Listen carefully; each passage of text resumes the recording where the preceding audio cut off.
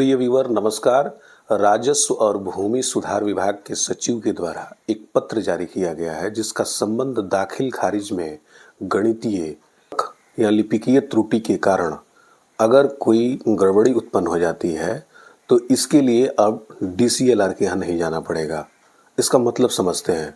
अगर कोई आवेदक के द्वारा म्यूटेशन का प्रार्थना पत्र प्रस्तुत किया जाता है यानी बाद योजित किया जाता है और उसके संबंध में अंचल अधिकारी के द्वारा आदेश पारित कर दिया जाता है, आदेश पारित होने के उपरांत गणितीय या लिपिकीय त्रुटि अगर उसमें है तो ऐसी स्थिति में आपको DCLR के यहाँ जाना पड़ता है।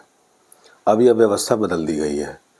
अब नई व्यवस्था में ये बताया गया है कि अगर किसी भी प्रकार का गणितीय या लिपिकीय त्रुटि आदेश पारित के बाद हो जाता है तो ऐसी स्थिति में अंचल अधिकारी स्वप्रेरणा से या आवेदक या पक्षकारों के कहने पर या आवेदन प्रस्तुत करने पर ऐसा कर सकेंगे, ऐसा वह स्वयं कर सकेंगे। लेकिन इसके लिए सूचना सभी पक्षकारों को देनी होगी।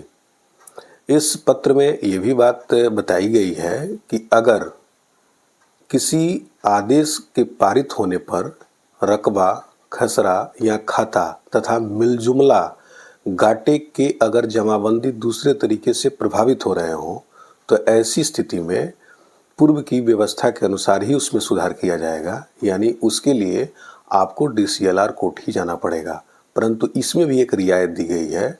इसमें ऐसा कहा गया है कि अगर DCLR कोर्ट में आवेदक जाता है और ऐसी त्रुटियां हैं तो प्रथम सुनवाई के दौरान ही अगर सारे साक्ष्य सही हैं तो अंचल अधिकारी के द्वारा पारित आदेश को रद्द कर दिया जाएगा।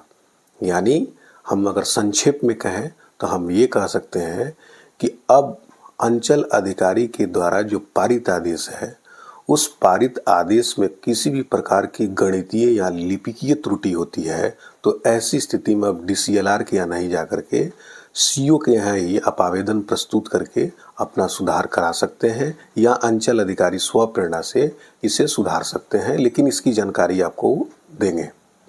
दोस्तों, अगर ये मेरा प्रयास आपको अच्छा लग रहा हो तो मेरे वीडियो को लाइक करें, चैनल को सब्सक्राइब करें और यह सूचना अधिकतम लोगों तक पहुंचाने के लिए मेरे वीडियो को शेयर करें। कोई प्रश्न अगर आपके दिमाग में रह गया हो तो कमेंट करें। धन्यवाद।